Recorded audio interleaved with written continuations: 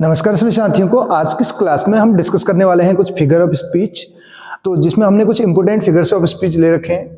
अगर बात करें किसी भी कॉम्पिटिटिव एग्जाम की, अगर आप प्रिपरेशन कर रहे हैं, जैसे कि KBS TGT PGT, EMR TGT PGT की बात करें, या यूपी एलटी ग्रेड की बात करें, यूपी टीजीटी पीजीटी की बात करें, या उत्तराखंड में लेक्चरर की बात करें, इसके अलावा उत्तराखंड एलटी के लिए भी अगर आप ये वीडियो देख रहे हैं तो आपके लिए जो है महत्वपूर्ण ये वीडियो रहेगी, क्योंकि इसमें हम कुछ ऐसे फिगर ऑफ स्पीच को डिस्कस कर रहे हैं जैसे कि इंजैबमेंट है, सेजुरा है, सिनेक्डकी है, एनाफोरा है। कोशिश हमने कर रखी है। इसके बाद नेक्स्ट वीडियो में जितने बच जाएंगे उनको भी हम डिस्कस करेंगे, जो मेन इंपॉर्टेंट हैं, जो आज तक पूछे गए हैं किसी भी कॉम्पिटिटिव एग्जाम में बात करें।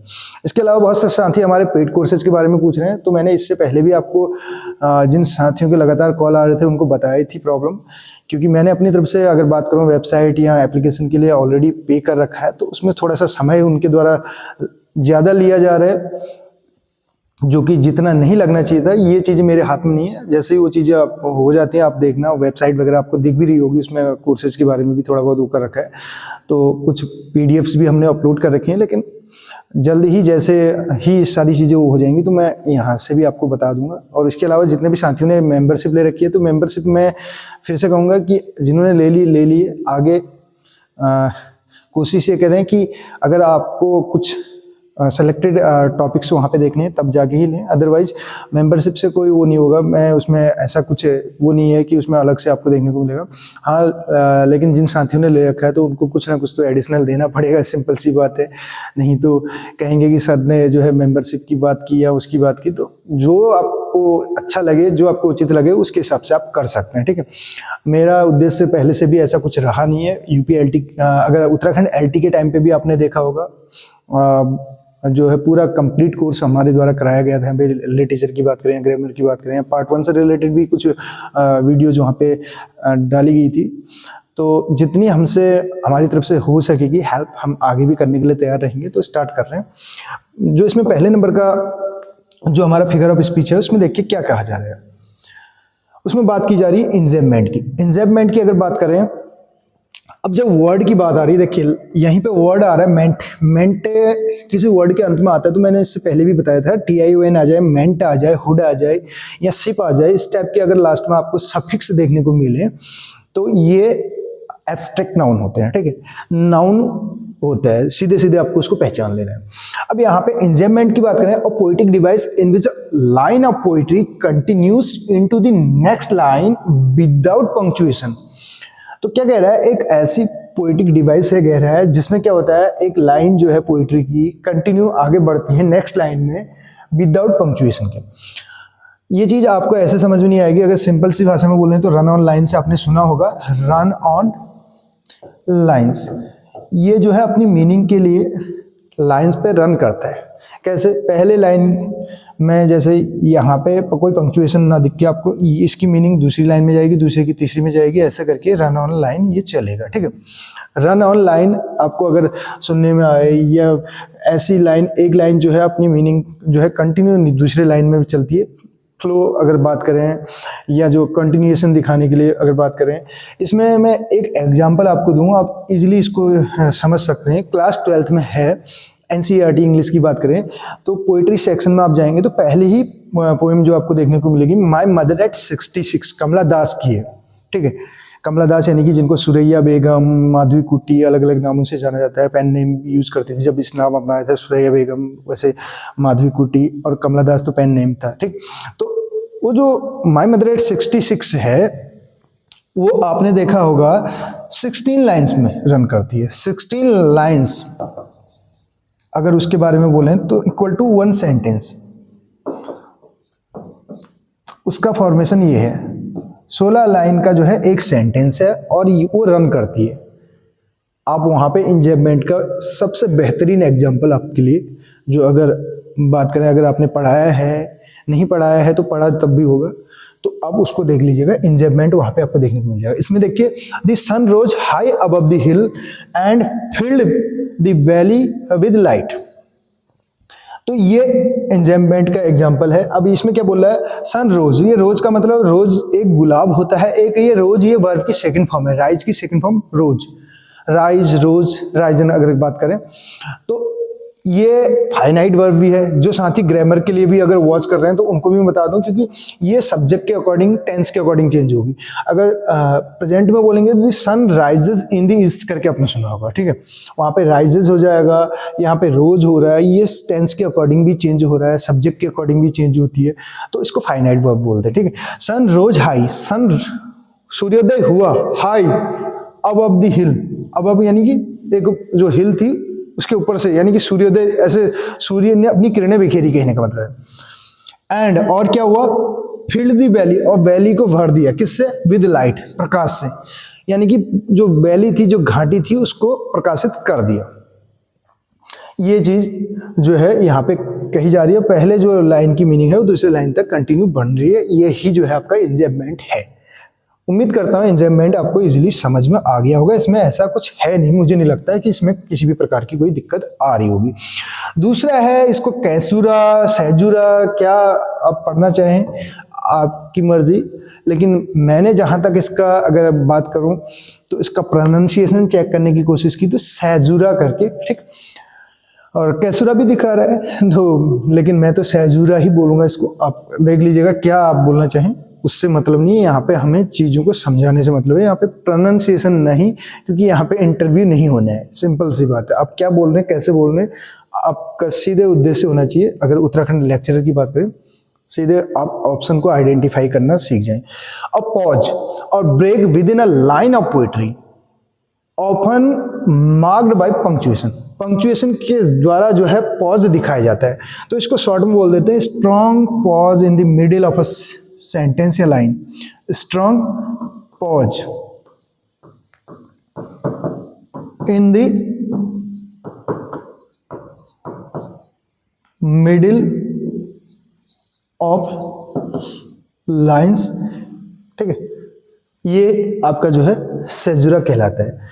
एग्जाम्पल टू बी और नॉट टू बी, सलीलकवी है ये, और हैमलेट की लाइन है ये, ठीक है। विलियम शेक्सपियर की अगर 4 ग्रेट ट्रेजेडीज की बात करें उसमें हैमलेट में ये लाइन हमें देखने को मिलती है। तो टू बी और नॉट टू बी ये हैमलेट के द्वारा ही कही जाती है, दैट इज द क्वेश्चन। तो ये देखिए, इसमें आपको यहाँ पे पंक्चुएशन देखने को मिल रहा है, ठीक, तो इसी को जो है सेजुरा कहा जाता है। इसके अलावा बढ़ेंगे नेक्स्ट, जो अगला हमारा है उसमें एनाफोरा। एनाफोरा क्या है, इस चीज को ध्यान देना है। Anaphora the repetition of a word और phrase at the beginning of a successive lines और क्लॉजेज। जो क्लॉजेज या जो लाइन है उनकी अगर बात करें, उनमें आपको रिपीटेशन ऑफ वर्ड या फ्रेज देखने को मिलेगा। कैसे देखने को मिलेगा, देखिए, I have a dream, I have a dream, दोनों में आपको स्टार्टिंग में देखने को मिल रहा है। दैट यहां तक पूरा सेम है, देखिए, I have a dream, that I have a dream. देखिए, आई हैव अ ड्रीम मेरा एक सपना है, कहने का मतलब है। दैट वन डे, एक दिन, क्या, I have a dream that every valley, इस टाइप से आपको देखने को मिले। एक एग्जाम्पल और दे रहा हूं यहाँ पे, विलियम ब्लेक आपने सुना होगा, उनकी एक लंदन करके एक पोएम है, तो जिसमें आपको ये लाइन देखने को मिलेगी, in every man, in every cry of every man, sorry, in every cry of every man, in every cry of every man, आगे क्या बोल रहा है, इन every infants, in every infants cry of fear।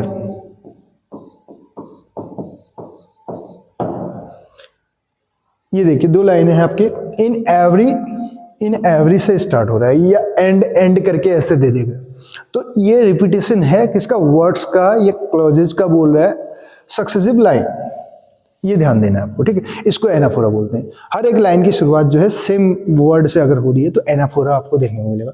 तो in every cry of every man, every cry, हर एक cry में, किसकी, of every man, in every cry of every man, हर एक आदमी की हर एक क्राई पे, चीखने चिल्लाने की आवाज पे क्या करता है, in every infants, cry of fear. तो उसमें जो जो इन्फेंट है, जो शिशु है, छोटा बच्चा है, वो क्राई ऑफ फियर, वो डर के मारे चीखने चिल्लाने लगता है। आपने घर में देखा होगा जब बातें चल रही होती है या कुछ ऐसे टॉपिक पे बात चल रही होती है और वहां पे कोई जोर से बोलता है, तो उस हर एक आदमी की उस क्राई पे, यानी कि जोर से चीखने चिल्लाने पे, बच्चा डर के मारे जोर से चीखने लगता है। क्राई ऑफ फियर, डर के मारे चीखने चिल्लाने लगता है। जैसे आपने जोर से कुछ बोला और बच्चे को लगता है कि मेरे से बोला है कुछ किया करके, तो बच्चा उसमें जोर जोर से रोने लग जाता है। इन्फेंट यानी कि शिशु, यही चीज यहाँ पे है। और ये विलियम ब्लेक की है और लंदन करके एक दिखा रहा है, ठीक है, उसमें ये लाइनें हमें देखने को मिलती है। ये भी एनाफोरा का एग्जाम्पल है। और जैसे रन ऑन लाइन में हमने बताया था, एंजॉयमेंट में एक तो माई मदर एट 66, या आप अप्रैल इज द क्रूएलेस्ट मंथ करके है, दी वेस्टलैंड को आप पढ़ेंगे तो वहां पे भी आपको ये रन ऑन लाइन देखने को मिल जाएगा। ठीक, नेक्स्ट अगर बात करें इसी में अगला क्या है, देखिए मेटानोमी। मेटानोमी क्या होता है? A figure of speech in which something is referred to by the name of something closely associated with। इस फिगर ऑफ स्पीच में क्या होता है? इन विच, जिसमें क्या हो रहा है, कह रहा है समथिंग इज रेफर्ड, कोई ऐसी चीज रेफर की जाती है, टू बाय द नेम, किससे? नेम ऑफ समथिंग, किसी चीज के नाम से, क्लोजली एसोसिएटेड विद इट, जो उससे जो है क्लोजली एसोसिएट करती है। किससे? अब देखिए, the crown will address the nation, जो क्राउन है वो जो है एड्रेस करेगा किसको? नेशन को। ठीक है, अब यहां पे क्राउन का मतलब क्या है? क्राउन यानी कि सिंहासन, सिंहासन पे कौन बैठेगा? किंग बैठेगा। तो क्या कहने का मतलब है? The king will address the nation कहने का मतलब है। अब यहाँ पे क्राउन की अगर बात करें, जैसे यहाँ पे हम बात कर ले तो प्राइम मिनिस्टर की बात कर लेंगे, पीएम, ठीक है, तो वो क्या करेंगे? Will address the nation. तो क्राउन को किससे वो कर लिया गया यहाँ पे? जो है पीएम से, यानी कि पीएम ना बोल के क्राउन बोल दिया गया है। तो ये है मेटानोमी। आगे देखिए, इसी में अगला क्या कह रहा है, इसी में लास्ट में आपको कुछ और इसमें की पॉइंट्स देखने को मिलेंगे, अगर कहीं से कहीं तक आपको दिक्कत होती है इनको समझने में। अगले उसकी ओर बढ़ रहे हैं, जिसमें हाइपरबली है, अतिशयोक्ति करना बोलते हैं। All the perfumes of Arabia cannot sweeten these hand करके ऐसे कुछ लाइन भी है, आपने मैकबेथ वाले में सुना होगा, वो भी हाइपरबली का एग्जांपल है। या मैं सिंपल से अपने उसमें बोलूं कि जैसे घर में ही हम कोई काम करते हैं या क्लास में ही जब हम बच्चों को कभी डांटते हैं तो हम बोलते हैं कितनी बार बोला मैंने 1000 बार बोल दिया। 1000 बार नहीं बोला होता है, हमने 1-2 बार या 5-7 बार मुश्किल से बोला होता है, हम बोलते हैं 1000 बार बोल दिया। या घर में आप देखिएगा, बचपन में भी आपने देखा होगा, जब कोई चीज़ खो जाती है तो घर में आपने देखा होगा मम्मी पापा को ये कहते हुए कि स्पेशली आपने मम्मी को सुना होगा कि मैंने तो पूरा संसार ढूंढ लिया। संसार ढूंढ लिया मतलब संसार नहीं ढूंढा, अगर असल में बात करें तो अच्छे से वहीं पे जहाँ पे चीजें रखी है वहीं पे भी नहीं ढूंढते हैं, लेकिन बोलते हैं पूरा संसार हमने ढूंढ लिया। इसका मतलब संसार में जाके पूरा ढूंढ नहीं लिया संसार, मतलब बात को बड़ा चढ़ा के वो करना, एग्जेजरेट करना। यहीं पे एग्जेजरेशन भी एक ये बन जाएगा इसका, ठीक है, एग्जेजरेट करना यानी कि बात को बड़ा चढ़ा के बोलना, तो वही हाइपरबली है। ये देखिए एग्जेजरेशन दे भी रखा है यहाँ पे, ठीक। इसमें क्या हो रहा है? डेलिब्रेट, जानबूझकर कहने का मतलब एग्जेजरेशन यूज्ड फॉर एम्फेसिस, जोर देने के लिए, और इफेक्ट, प्रभाव डालने के लिए। I have told you a millions time, I have told you a million times, यानी कि मैंने आपको क्या बताया? मिलियन टाइम्स आपको मैंने बताया है कहने का मतलब है। तो ये अतिशयोक्ति है। अतिशयोक्ति तो आपको पता है ज्यादा इसमें टफ है नहीं। अतिशयोक्ति की बात कर रहे हैं, मेटाफर बोल रहे हैं, सीधे सीधे बोल दिया, किसी को रूप दे दिया। जैसे आपने कहा आप शेर हैं, तो आप शेर हैं, आप शेर तो है नहीं, इसका मतलब आपको सीधे सीधे शेर से कंपेयर कर दिया गया, डायरेक्ट आपको शेर बोल दिया। और आपसे बोल दिया, जैसे आपके साहस की बात हो रही है तो आपको you are as brave as lion ऐसे करके बोला। एज या लाइक वर्ड यूज कर दिया तो वो सिमिली हो गया। ये तो आपको पता है ही। सिमिली और मेटाफर हमने बता रखा है, उसमें भी मेटाफर के 2 टाइप भी बता रखे हैं, टेनर और वेहिकल, वो क्या होते हैं वो भी आप जाके देख सकते हैं हमारी वीडियोज में। सिनेक्डकी क्या है देखिए, सिनेक्डकी की अगर बात करें, a figure of speech in which part represents the whole और the whole represent a part. Vice versa कहने का मतलब है पार्ट जो है रिप्रेजेंट कर सकता है होल को, या होल रिप्रेजेंट कर सकता है पार्ट को।